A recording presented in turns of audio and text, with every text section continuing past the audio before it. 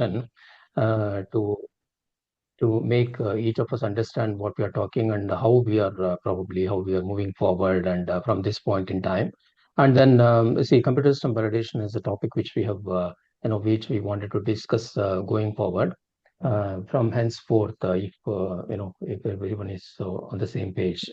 And this is a small demo session which we have planned, which Gratisol has planned. And then let's utilize this opportunity and then also try to understand some of the basics and some of the key deliverables and the key what do you call terminologies and such kind of things. But then CSV is a very vast subject. So obviously, we need to have multiple sessions to understand and bring up some knowledge and then understand the basics and then go and implement in your workplace. So having said that, so the basic thing is what is this computer system and what it consists of, what exactly the basic meaning of this. When you say computer systems, it is not just a software, it is not just a hardware, it is not just a network, or it is not just a data center. It is a combination of software, hardware, network, and data centers. So it is a combined system which involves each and everything which are all linked. For example, now only having a software, it cannot be called as a computer system because softwares, when we talk about software, there are several tools which we use and there are COTS products. So when you say COTS, it is a commercial of the shelf. That means, for example, now when we talk about limb systems, they come under the category of COTS. Applications, it could be any application. It could be a scientific application. It could be a general application. For example, MS Office, MS Word, Excel, PowerPoint, such kind of things. So each and everything is comes under the purview of computer systems. So that is why we say when we say computer systems, it is combination of all of them. Hardware. When you talk about hardware, it could be your system, a desktop system or a laptop, and then comes the servers, and then comes the operating system and the database. Database means, for example, now when you talk about database, several scientific softwares have to work in a client. So most of the time nowadays, we will not find any client, single client applications. So all of them, most of them will be client server applications. Most of them which normally working in a laboratory and compliance environment, pharmaceutical or healthcare environment, those things are very much, very common and very frequently used. And when you talk about data centers, IT infrastructures and all, obviously network will come into picture. Network will not have direct impact, but will also have, it is also considered as part of the computer system. So the idea here is when we talk about the validation, it is not just only the application. There are several things which are connected with that application. All of them have to be taken care. In other words, we need to have a holistic approach rather than looking at an individual piece of software. That is what is the understanding when it comes to the computer systems. Now, the next question is, what is this validation? Why it's required? And what is the guidelines? What does the guidelines say? What is the definition they are giving? So when you say validation, it is an establishing documented evidence. It's very clearly and underlined in bold. That is a documented evidence. So what it does, which provides a high degree of assurance that a specific process will consistently produce a product meeting its predetermined specifications. In other words, there should not be any surprises when you actually use a computer system. It is all predefined. We know how it's going to work. We know how it's going to perform. And then there are several attributes which are linked to the quality. All of them has to be integrated. So basically, documented evidence is the highest priority, and that is what the guidelines and drug authorities will look for when they talk about the validation. And then requirements are defined in advance. That means we have to define all the requirements well in advance before we use the computer system. That is what this means. System has been developed and tested. It's not just developed, but it is also tested to prove that these requirements have been met. We'll talk about the requirements. We'll talk about the what exactly all this buzzwords and all when we actually drill down to the each particular topic. And also on proof. So when we say that you have done something, there should be some proof which should be available. It should be there. Proof should be there. That is, proof is nothing but the documented evidence. So each step has been completed and is providing an objective evidence in the form of documentation. So that's a very brief, that's the definition. And we all should have to understand the where is this word coming from? What exactly, when we say the validation, what it means when the regulators comes to your place and then ask for the validation, that means they are looking for the validation, documented evidence. That is what is the understanding. So why this validation is required? Because to prevent the software problems from reaching production environment and to avoid serious adverse consequences that might arise due to incorrect functioning in the product. And also it's a regulatory requirement, and it gives us an assurance that we can control the aspects of our operations that are critical to product quality, safety, and efficacy. And also it avoids to avoid huge penalties from government agencies like Indian Pharma or FDA or any other regulatory, which can lead to job loss and bankruptcy. So there is a high impact on the business. Why validation is nowadays it's more focus, or it was earlier it was not there. Now there is so much focus for this validation. Why companies are looking for validation specialists and experts? Why people are doing this one? What is the intent of this? Means it has a big business impact. What is this business impact? Regulators comes to your place and then they ask for the validation. If you don't provide the documented evidence, that means what it means to them. That means you are not performed or you do not understand the validation guidelines. See, there are several things which we have to understand in and around this.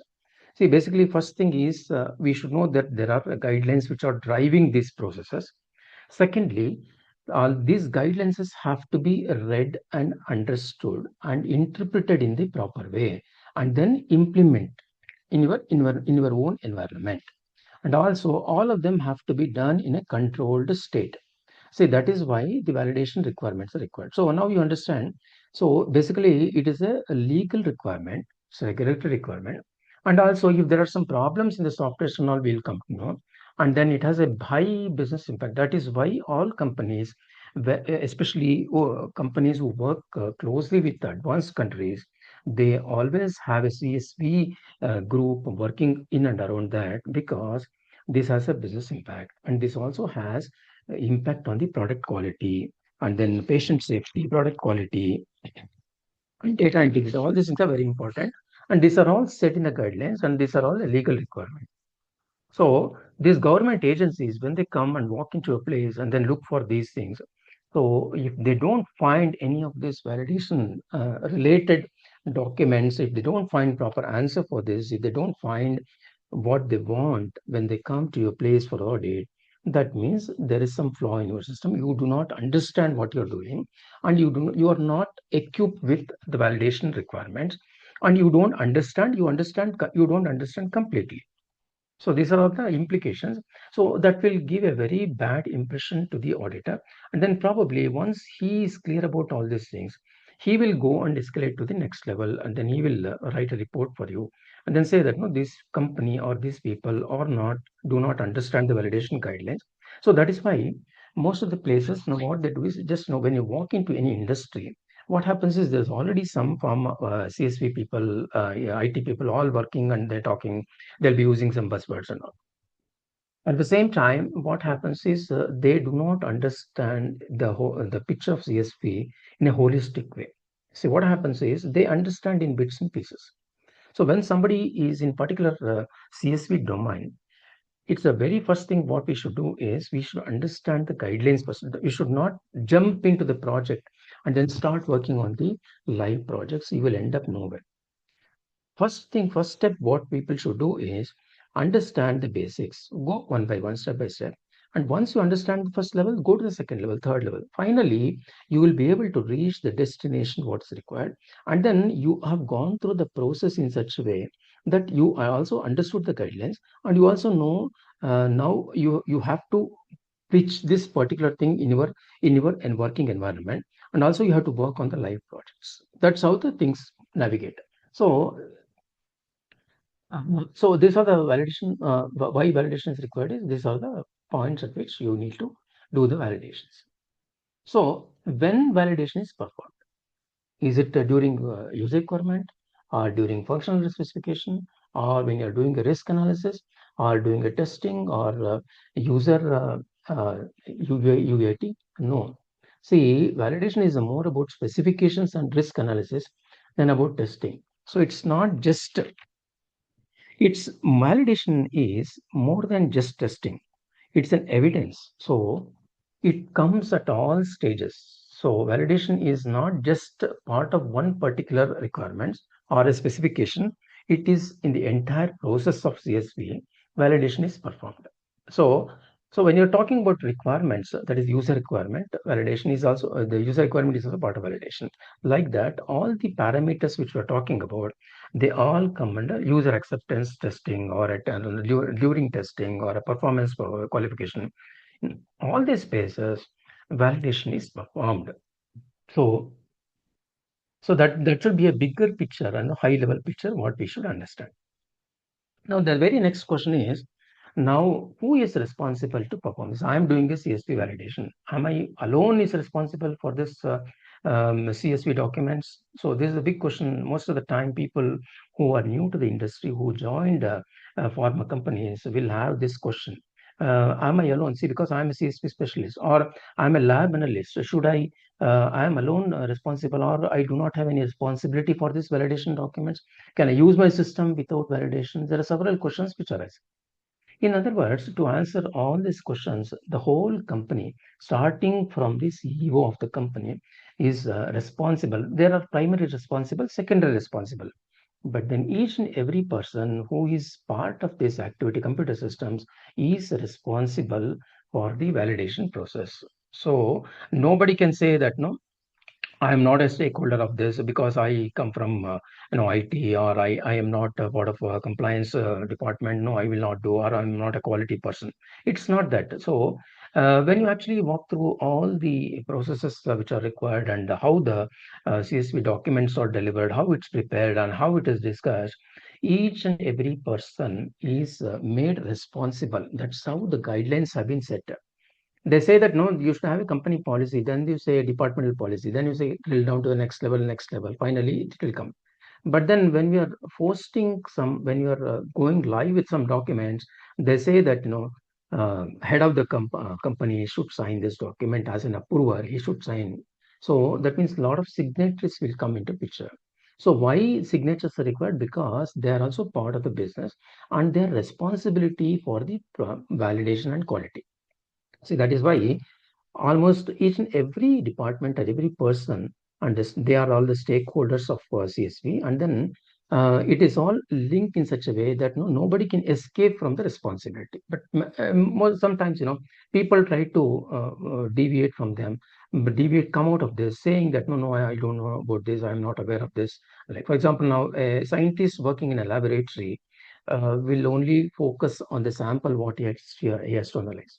Now the situation is when he is working, when some sample is given to him, the very first thing what a scientist will do is he will check up which software I'm using, and then also he sees where which this sample is analyzed for what purpose, and who has given this sample, why it has been given, what is the impact of this analysis on the on the company and on the product.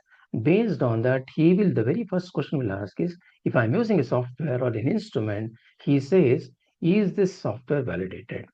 Do we have the validation document? So that's the first thing what people do.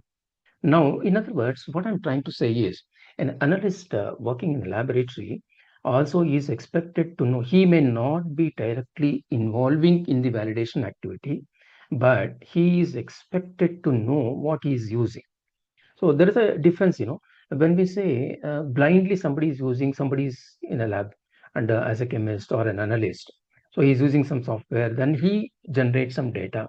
Tomorrow that data will go to some regulatory authorities, and then they come for an audit and they will try to restore the data and they will find lot of flaws in the system.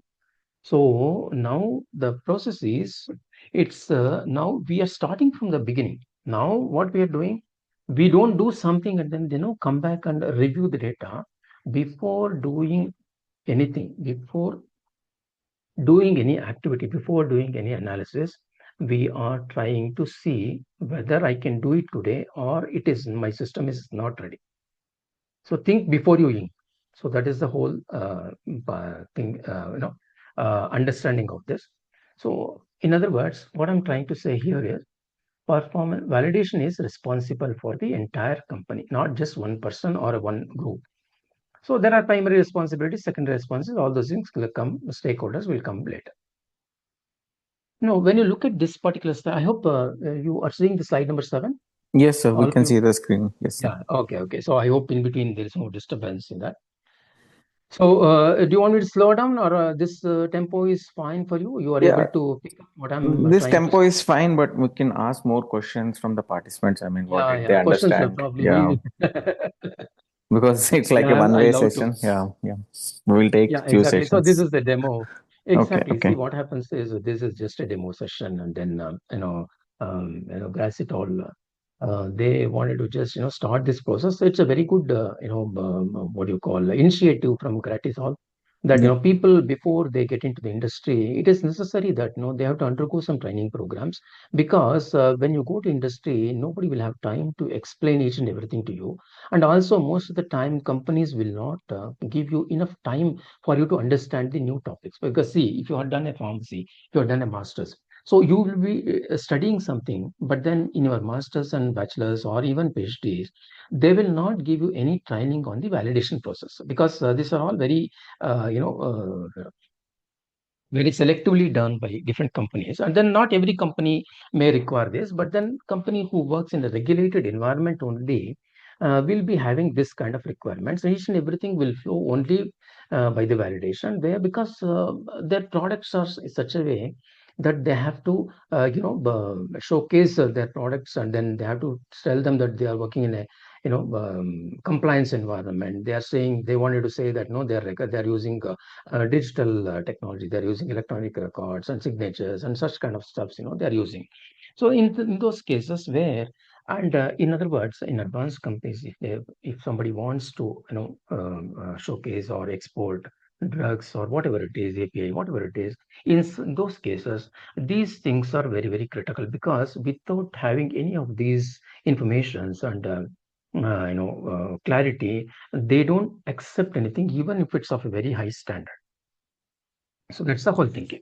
So with today's session, it's just let's concentrate and focus only on the buzzwords and high level understanding of this.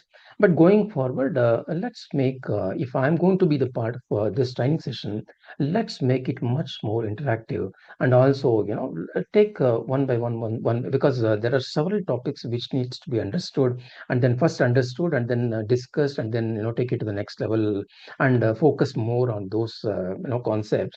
And then finally, when you actually go back to your workplace, you will also be able to implement these things and showcase it to your management, and also they will also understand that these things are to be done. And to be very honest, people who talk about and who drive these CSVs in industry, they will not be having any kind of understanding. They only know the business requirements they know. So people who actually work in the CSV environment are expected to know all the details when you talk about V model, when you talk about GAM, whatever it is. No, we need to have a proper understanding because interpretation of the guidelines is a big challenge in industry, especially in pharma. Because I'm coming from a pharma background, I'm just telling you. Because just knowing, first of all, we should know what is given in the guidelines. In the subsequent slides, probably I'm going to show you something which is very interesting for you also, and which you understand what I'm talking. So now coming back to this V model. So here when we all know, we have all studied V models. So when you talk about V model, what comes to your mind is user requirement, functional requirement, and detailed design or design specification. That's also called design specification. And also once the build is done and the testing is done, the next comes IQ, OQ, and PQ, installation, operation, and performance qualification. This is how these are the 6 things which forms the V model. Okay, so let's not get into further details about this because this V model keeps repeating at several stages. So at a very high level, what we're talking is user requirement, functional, and design. After that, completing the build and do the testing, that comes IQ, OQ, and PQ. That is what we have to understand. So in the planning process, the first three, and the execution process, the next three will come into picture. So a simple analogy of V model in this particular slide is given. So here, what happens is we want some water from the tap. There is a shower, there is a tap, and this one. So when I turn the tap on, water should come out of the shower. That is the requirement. So now you are turning the tap to the right, you are turning tap to the left, comes under the functional. And then finally, what is the diamond thickness of the threading of the tap? And then the overhead tank capacity, all those things comes under the design specification. So just to get a layman's understanding, this slide is very, very useful. And this is how a typical V model analogy is also done in any company. But then just to get a feel, because who are not seen, who do not understand, this gives a very beautiful analogy of a very basic thing. But then you know which bucket you have to put which particular item. That is what it is. So to what level you have to restrict yourself. When you talk about user requirement, how much you have to write, and when you talk about functional, what more is required. When it comes to design, what much more is required. Then how the installation, operation, and performance have to be performed. That's how a typical V model. It's very simple. We all understand. And then this is what is said. How does the V model integrate with SDLC? Same thing. When you talk about user requirement, functional, and design, and then the build is done, performance. Again, perform integration testing, and then perform system testing, installation qualification, and performance qualification. So this is a very basic mapping of V model with the SDLC. Okay. Now, what are the important things to remember here is, it's a beautiful, this is what I was telling. See, FDA tells you what needs to be done, but how you will do it, and then nobody will tell you. So how you do it is up to you. So now this is what interpretation of the guidelines. For example, now FDA has given some guidelines, and then they will also say even pharmacopoeias. Those things will give some guidelines, but then interpretation left to the user. How you interpret the guidelines is the big challenge. This is the big challenge in industry. Challenge because sometimes it happens that it conflicts the interpretation of one person to the other, because his understanding of FDA guidelines is very different from the other person. So that is why FDA will not tell you how to do the validation. They will only say this is required. What they will only say what is required. They will not say how to do it. So now the big question is, when somebody is not telling me how to do it, how will I do it? So there are many sources. For example, now you must have heard GAM. You must have heard electronic records, ER and ES. There are several guidelines which have been nested in and around these guidelines. So when we actually, that's what, and for example, now GXP, there are several guidelines which have been said. When you go to those particular topics, they are all linked to the FDA guidelines, and the focus will be more on the, they will provide you indirectly, and also they will tell you if you do this 1 2 3 4 5, you are most likely to guess step number 6. But if you are doing only 1 and 6, they cannot guarantee, nobody will guarantee. For example, now softwares. So how do you validate this software? The next question comes is, we have talked about software and computer systems, softwares and all. So when you talk about the validation, so to what extent is it required? How do you do the validation? Where do you need the validation? All these questions starts coming up. So now FDA only tell you this software have to be validated. They will not tell you which software is, even they are very smart. FDA will never recommend any softwares also for that matter. They will only say this has to be done.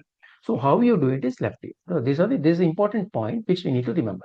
Now, most of the time, two organizations will have a different type of implementing, and their products will be different. They will not be on the same lines. So obviously, they will have same way. They will not, no two organizations will have same way of implementing controls. But controls are there. But then in this company, they implement it in one way. The other company, they will implement it in different way.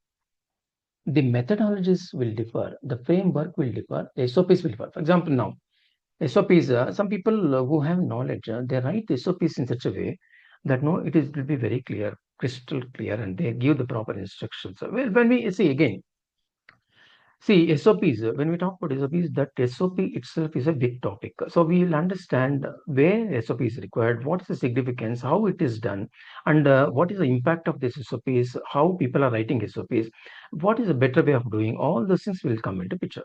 So, but then, in other words, now when we talk about SOPs in Ranbaxy are not same as Sun Pharma.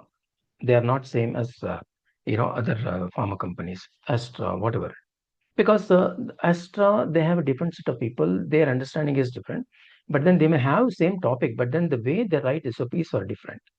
So this is what we have to understand and then remember. So if you're moving from one company to other, so obviously you cannot expect it could be a same equipment, it could be a same process, but then the way SOP is written is different because there are two different companies.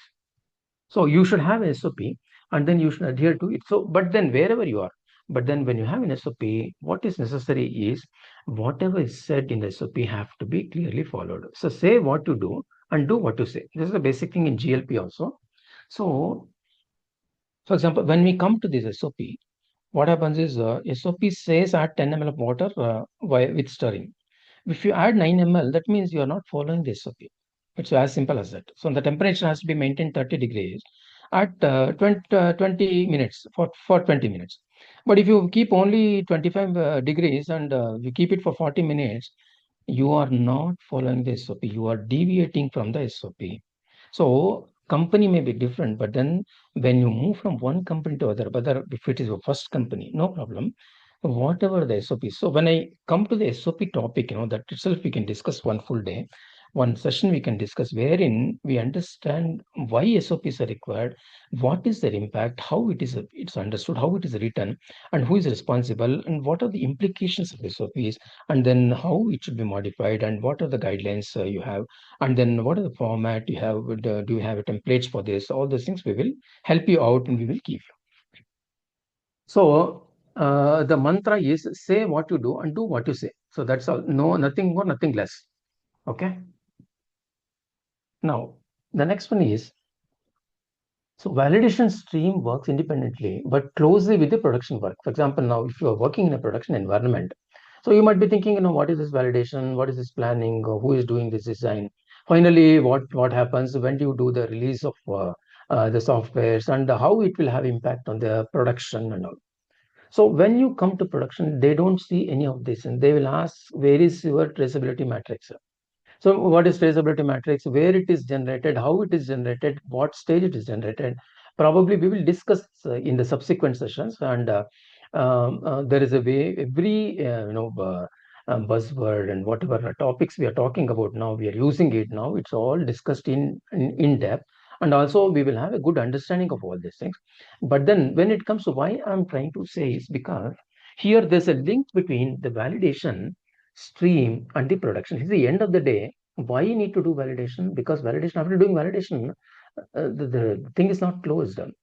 It is open for next level. It's open for the production. Now we are working in a production environment. It is next step is production. Production people wants it's required in the production. So when you come to this production environment, what it's required? Traceability matrix is required. Performance qualification execution, has it been performed, and then where is the PQ verification validation, where is the validation report, and then the project closure report. All these things are required. When it reaches out the production unit, obviously you have to be ready with these 5 documents. So that means there is a link between validation and the production. That is what is the high picture of this particular event. Now what are the when you talk about CSP, there are several deliverables which are required. Without that, no, we can't move on to the next level. Sometimes they are all interlinked, but then a lot of deliverables, more or less, most of the companies will be having this kind of deliverables. And then when you go to walk into any kind, for example, a project plan, the first thing is what they want is project plan. And then the CSV plan, where is the CSV plan? And then next comes the user requirement, then functional, then the risk analysis, then finally IQ, OQ, PQ. As we have seen in the previous slides, that is the V model, all the all the parameters which has been said in the V model, all of them have to be documented, and then they are all CSV, they are called, each and one is called CSV deliverable. And then the PQ protocol, PQ report. When you say protocol, obviously the next one is PQ reports. When you say IQ protocol, when it's obviously report is required. So they go together. When you say protocol, obviously report is required. So when you perform this, the report will be after performing that, after completing the protocol, obviously report has to be generated. Now, finally, deliverable signatures matrix, traceability matrix, all these things are required, and more or less, sometimes it is more than 10 and minimum 10, and sometimes it is slightly less. It depends on companies to company, and also it depends on the environment in which you are working.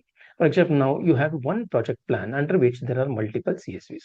So in that case, what happens is the very first one will have all 10 deliverables. If you think that no, these deliverables are your company's deliverables which are being identified, but then who will decide on the deliverables? Again, the company will decide. Now, my company, my QA will decide, see, I want only one, two, and then three, four, five, six is not required, seven is required, eight is required, like that. No, they can decide, and then they can write in their SOP saying that my CSV deliverables in so and so company, other one is project plan, the computer system validation plan, and so on and so forth. So once you decide, obviously you have to follow the protocol, what has been decided from the QA and approved from the management. Obviously, you are expected to show all of them, keep all of them in one place so that it is readily available for the validation inspector and then for the review process. So you cannot say that when we say deliverables, it is not just one, there are multiples. So when we are talking about the when we are facing an auditor or when we are going for a audit, obviously what is expected is CSV deliverables. All the deliverables have to be put in such a way that they are, you should know where it is what, where is what, and whether you can carry the digital form or you can take the hard copies or you can put it in the cloud and whatever you want. The way your company decides to be decides. Based on the decision, probably you need to be equipped, you need to be ready for that particular show. For example, now if you have some user requirement, but then the computer system validation plan, you are not putting in the same particular location, and the auditor asks, if you keep on making him wait, probably he doesn't like that situation. He says he expects you to put the CSV plan also in the same so that no, he can navigate from one document to other. So let's move on to the next slide where, one second.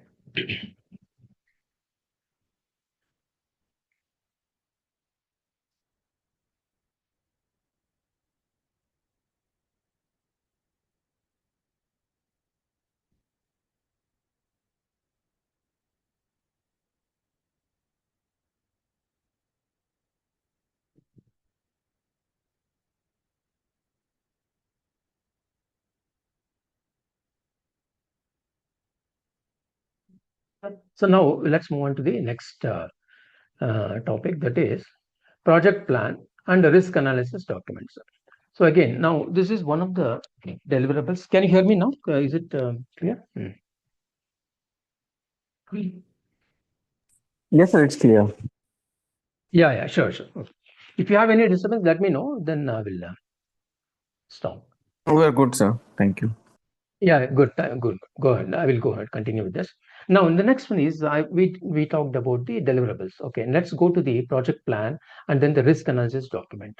So when you say project plan, there are several parameters have to be identified. When you write a project plan, so there are several parameters, and then not limited to only five or six. For example, now we talk about the budget, we talk about the timelines, the resources, all these things are required. Any project for that matter, where, in and around CSV, have to be very clearly understood in the beginning itself, because time is money in any industry for that matter. So now what happens is project plan is not, project manager is not there, project plan is not set properly. If you do not know the timelines, the project will not go the way it is supposed to, and then we end up in challenges. So that is why all this, when you look at the guidelines, they help you to do your work better most of the time, and then they bring transparency. That's very important. For example, now why CSV is required? There are three things. One is patient safety, product quality, and data integrity. These are the three important aspects. The entire GAMP and CSV guidelines are focused on. If you remember way back in before 2000, people had, no, in fact, I have worked with Windows 3.1 also. That was the beginning, the standalone systems. There, the challenges were that there were no client server systems, and then people, we were not knowing who has logged in, who has generated the data, when was it approved. All these challenges were there. Somebody deletes the data. All these things are there. So why? That is why what happens is the regulators were not able to identify why there are so many flaws in the system. So finally, they came up with some guidelines saying that computer system validation has to be done. And then in that, they started improving and providing more additional information. For example, now today, if you see, you go to any scientific software for that matter, what happens is the security is very well built in. So now somebody cannot go and delete somebody. There are 10 people working in the laboratory, they all 10 will not have access to particular application because they are all file license. And then now somebody, I log into the system and then do some activity and generate some data. What happens is the system will capture, I have logged into this. That means there is an audit trail come into picture. That is called security. For example, now if I do something and then I keep doing something, and finally after 2 years, I will be able to restore who has done this particular change, why he has done all these things. So somebody comes for an audit, not immediately, but then once the data is filed, when they go for the production, then only all these audits will come. So it is a long process. In that time, the person who generated the data maybe there may not be there in the company, but then the data what he has generated and the activities what he has performed will be there and stored in a systematic way. So that is why people talk about enterprise level applications nowadays.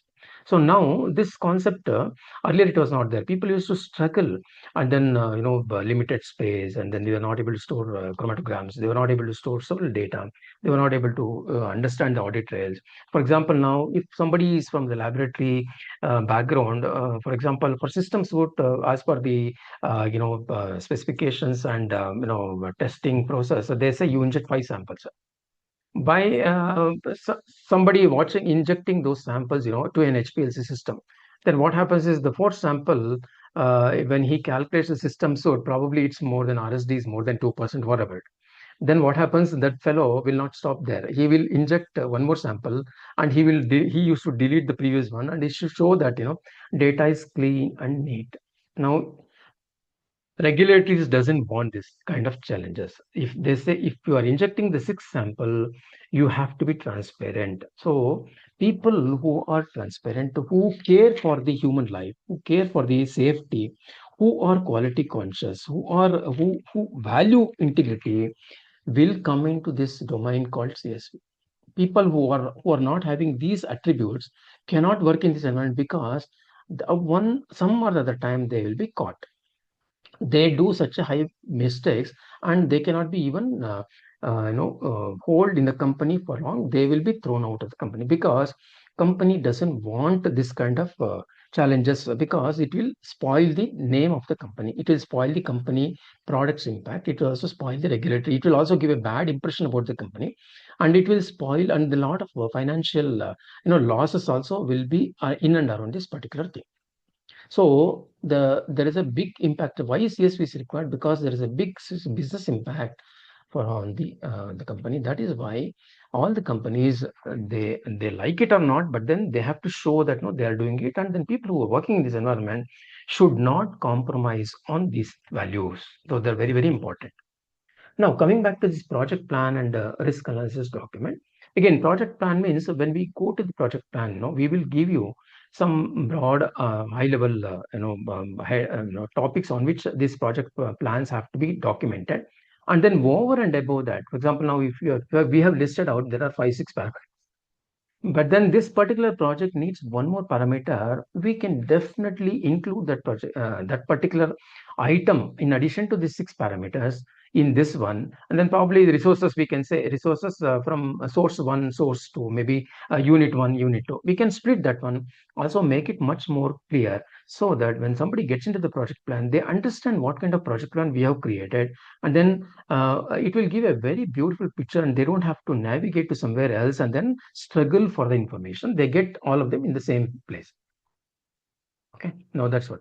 No, when it comes to validation plan is the heart of any CSV process. So now, what are the parameters? How do you write a validation process? As I told clearly in the previous screens, also previous slides, what happens is validation plan. Every company writes in their own way, but then there are some guidelines. For example, now the purpose is scope, validation strategy, and then who is a backup strategy, restoration strategy, business continuity, and then disaster recovery. All those things. These are the parameters any auditor will look for when you give him a document called validation plan. So like that, when we go to the validation plan in detail, when we discuss validation plan itself in some detail with some templates and all, we understand little more about this validation plan. But then just keep in mind that validation plan is a very high level document, which is auditable document, which is very much required and which is a very critical document. One has to be very careful in writing this validation plans.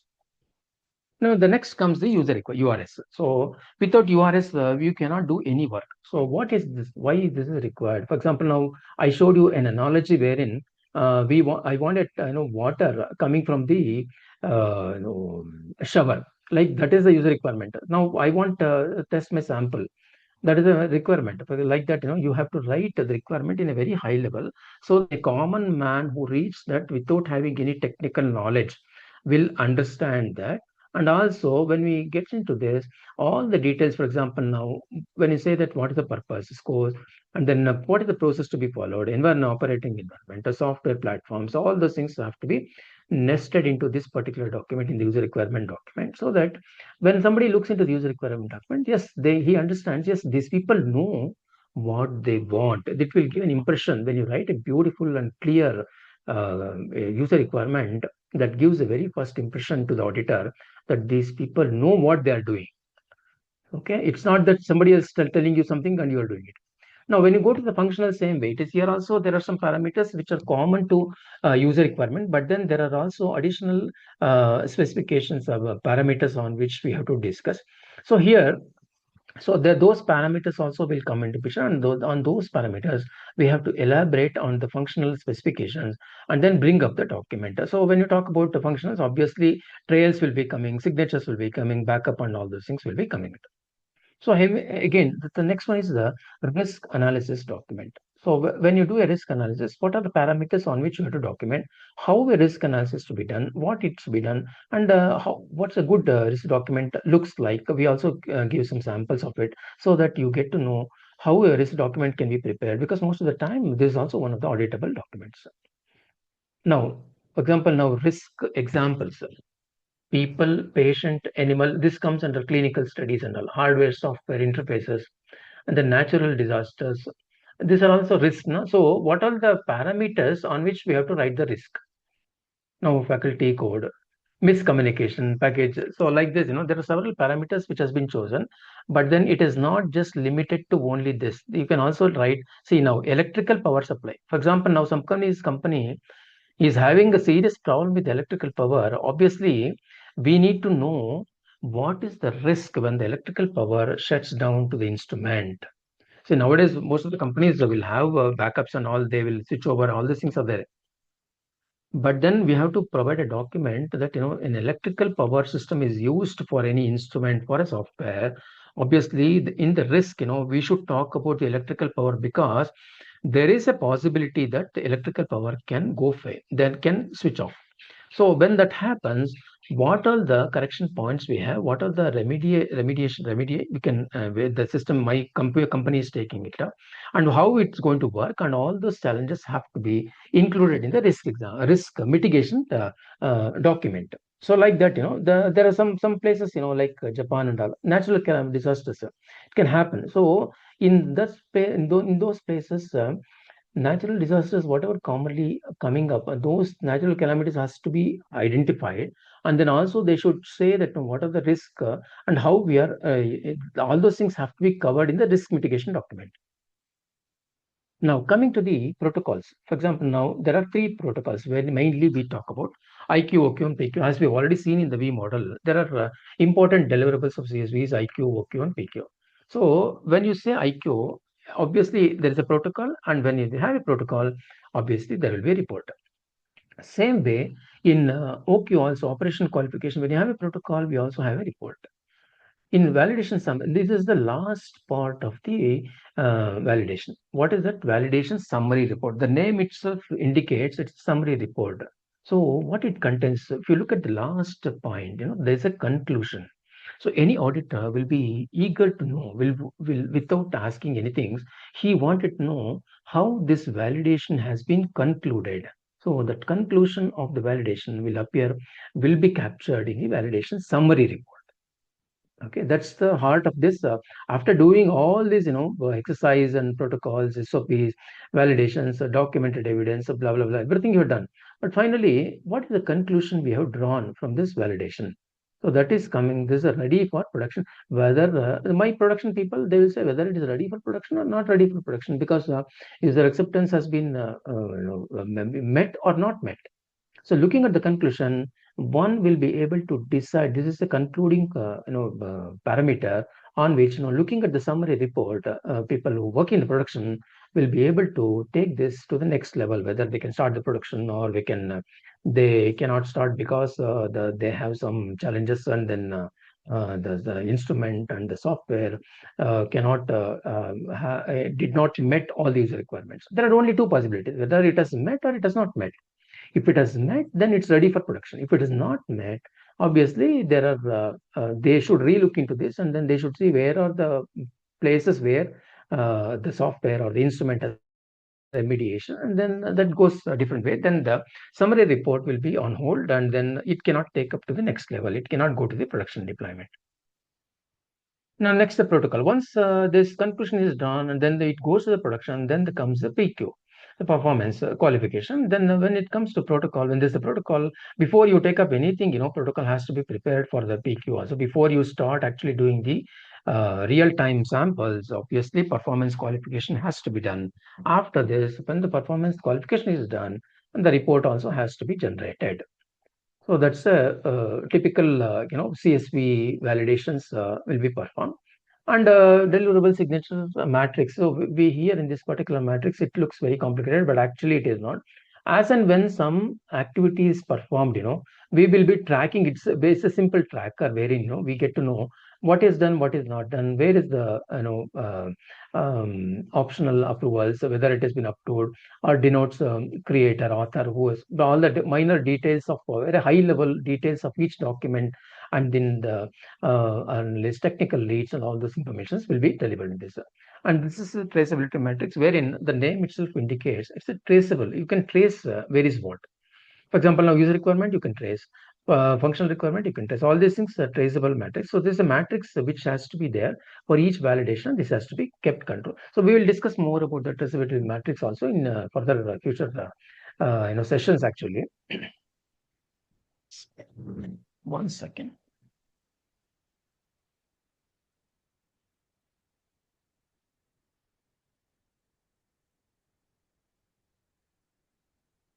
Just a minute. Sure, sir. Yeah. Now next comes the very important one, that is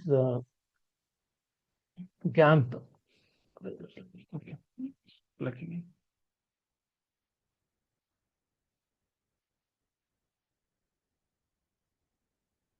So now, do you have time to continue, or you are okay with what we have discussed now? Because there are a few more slides which are there. I think we can conclude the session and we can reconnect tomorrow. So it's too much late for them. But I mean, if anyone has any questions, we can go ahead and ask the questions, like how is the practical training being planned here for these sessions? We For can take example, the now, questions. okay, Yeah. before, yes, very much, very much. That makes sense. See, what happens is now GAMP. This GAMP is about 600 to 700 pages. So this GAMP discussion itself will be doing, one or two sessions, this needs actually. So that is the guidelines actually. So when you follow GAMPs, there are several things which comes up. So this will also help you to bring up the validation documents. And then GAMP, most of the time, people use GAMP, and then GAMP guidelines are very, very important. And then they give a lot of clarity. And then they talk about how to save your data, and what are the several finer details which will help. And then GAMP is a very good automated manufacturing practices that will give.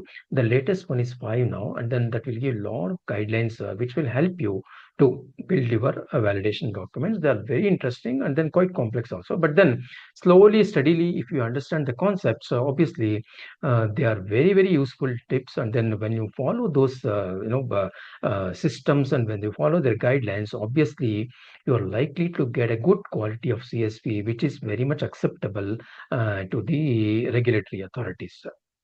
That's in brief. Probably I hope I have not bored you guys, but then this topic is quite challenging and also interesting. Also, when we actually take a deep dive in each and everything, we understand several things. And then end of the day, once everything is done, obviously it will big benefit to the company. And also we will also learn a lot of things. Actually, people keep learning several things, and then technology is also developing nowadays. So several things will come into picture, and every day something, something or the other will be coming, and we should keep updating that. And then also keep sharing your knowledge. That's how we improve upon CSV building.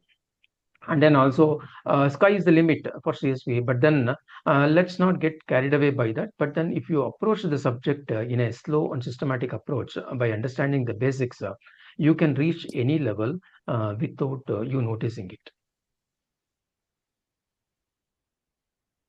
Sure, sir. Thanks a lot for your session. It was very informative. I think we should try to learn more in the few next sessions. Thank you so much. Anyone has any questions, or can conclude the session in next 10 minutes? Really, people have joined now. Okay. Guys, any questions, please raise your hand or unmute yourself and please go ahead. Hello, can you hear me? Yes, Aida, please go ahead. Yes. Please go Yes. ahead. Hello, sir. So, I Yeah. was wondering if we will work on a real CSV project, like end to end from URS to like till traceability matrix, like Yes, we over do the have time. everything in the LMS, and that's how the Okay. course is planned. Yeah, that's correct. Actually, you see, I'll tell you one thing. See, I suggest and advise not to get into the real-time project, because when you get into the real-time projects, you will not know anything. You are somewhere in the middle. So, what is best way of learning any new concept for that matter is, first, let's get into the basics. Let's understand what the guidelines says. I see the GAMP itself is 600 pages. So you cannot understand everything there. But then we need to understand what is this latest GAMP 5 is talking about, and what are the different type of software categories. If you have a clarity on these technical aspects and the basics, obviously you can venture into any big project for that matter. So that's my take on this. So I prefer not to get into the real-time project without knowing the basics. Yeah, I think Saida was asking the same thing. So, like, once we complete the theory training, what is the practical, module we have in this course? Is this something designed, or Mm. is only the basics which we are gonna get? So that's what I answered. Like, we are covering after the basics of the training. We will have some real time exercise where we will give some kind of a project, and they have to work on from the user requirements till the validation summary report. So everything is there in the LMS. It's a real time project Mm. which we have concluded for some client, and we will get that exposure to the all the resources who are getting training from Oh, Gratisol. great. That's lovely. That's beautiful. Yeah, yeah. Actually, we have a ready-made cake available. Correct, correct, You correct, have to. correct. So it's everything is there in the learning management system, so they can Yeah, leverage yeah. that. But then And let's not yeah, jump into that project immediately. no, no, Let's we understand won't the give basics. until unless you give us the green signal. So until Exactly. unless, yeah.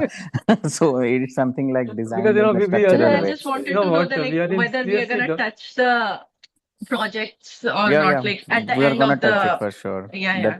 That's then only it will be helpful for you how the industry works, right? So we have Then I'll designed the tell you course. just today I happened to see the LMS, which Gratisol has actually. They have beautiful templates for each and all the deliverables of CSV, which I just mentioned it. There are 10 deliverables, very high level deliverables. They already have a beautiful templates, excellent templates. If you customize that to your environment, that itself is a very good document actually. You don't have to struggle because making the templates it's a very big challenge and it's not an easy job. It's it needs a lot of hard work and understanding of the guidelines. So now to answer your question, we already have ready-made templates for all the CSV deliverables, not just one. For all the CSV deliverables, we already have excellent templates. That itself is saves 50% of your work. When you have a good template, obviously you need to populate that particular and simulate the environment. That's what is required now actually. Okay. Next question, please. Anyone else? Next question. Asha Stir Pawar. Govinda Suryavanshi. Hi, sir. Srinivas. Hi, Surya. Please go ahead. Hi, sir. Srinivas, sir. Yeah, hi, Srinivas. Please go ahead. Sir, my background is analytical department. I Oh, have good. 8 years of experience. Excellent. So I know about so something little about now how installation instruments like a CSV management little bit I know. Can I grab Very the good. knowledge about here? I can get job in permanently in CSV. You're asking for okay. I think you should take this because you are a consultant, no? But I tell you, see, now your background is almost of my background.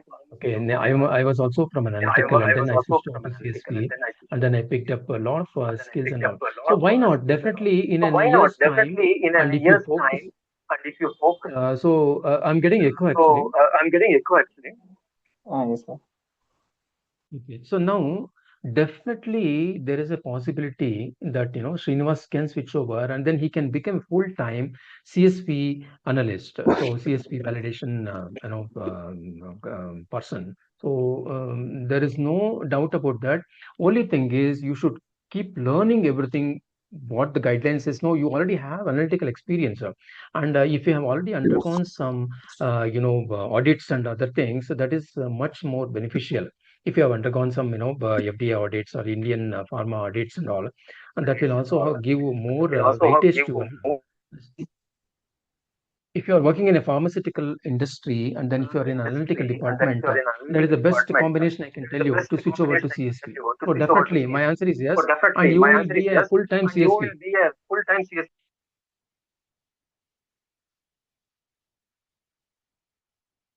There's some challenge with the audio again.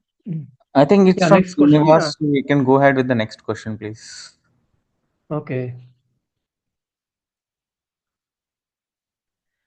Hi. Asha. Yeah. My question was the guidelines will vary like according to the country wise. No, actually, see, when you Mm-hmm. talk about FDA, Food and Drug Administration, it's from US. Like that, country to country. For example, European, this one, they have a different guidelines. And US advanced countries like US and all, they have a different FDA. And then when you come to India, it's an Indian pharmacopoeia. Like that, no guidelines varies. But then there are not too many, but there are many guidelines. But then the best part is if you can look for FDA guidelines, then if you address FDA guidelines, they're all subsets. What happens if they are the maximum where expectation is required? But for example, now when you talk about patient safety, product quality, integrity, and all, it is independent of the country and then the region. For example, now these are all required if you are in a healthcare and pharma industry. All these things have to be met. So now, if you can adhere to the FDA guidelines, if you can bring up your documents CSV to that level, obviously that is quite sufficient. But then there will be some customization which is required from country to country. Those things are all very aesthetic, very minimal customization. But then those things also can be understood, but they are different. When we talk to one country, when you talk to other country, they are two different regions, and their expectations and these expectations are different. But then they are not totally different. Most of them there is a overlap. The reason why I asked this question, I was like Yeah. looking the job in the US because That's the reason why I asked, because I was going through with this course, and later on, if I face any difficulties, a little bit differences as you told now, right? So those things we can check on the online as well. Yeah, everything's available online, but then also basic documents. For example, FDA guidelines will not change. Whether see companies in India, they are exporting to advanced companies like US. So when we are exporting drugs and from pharma related to US, we are following FDA guidelines only. So there is absolutely no change. So FDA guidelines, whether you are sitting in US or India, FDA guidelines are same. They are not different. So obviously when we are making business with US countries, US companies, obviously we have to follow their guidelines and then adhere to their guidelines and then give the product. So it's not a big challenge. It is well known. And then once you are in US, that's maximum is taken care from the FDA guidelines. So once you understand FDA guidelines, obviously rest all the other global documents or subsets are maybe very close or maybe slightly lower than that, but nothing is beyond FDA guidelines. So once we focus on FDA guidelines, obviously you can take it for granted that 80 to 90%. Okay, okay. Thank you. Thank you. Okay, that's nice to hear from you that Thank you. Thank you so any much. other question? Yeah, hi. Good evening. Hi, hi, Sai. Yeah, actually, I'm working in a pharmacovigilance manual tester in UAT department. Oh, man, yeah, pharmacovigilance. Yeah, I want to switch to CSV. Now I hear that it's completely this thing industry related stuff only I had. I didn't heard anything about this systems which was used in software side manual testing like that. Is it Hmm. anything correlated between this? See, pharmacovigilance is totally a different domain, where you also need CSP there also, right? Why Yes, you are sir. saying? For acting worker safety, Metra, I mean, who Yeah. drug applications, all these applications has to be validated and it has to be fully functional and FDA compliant.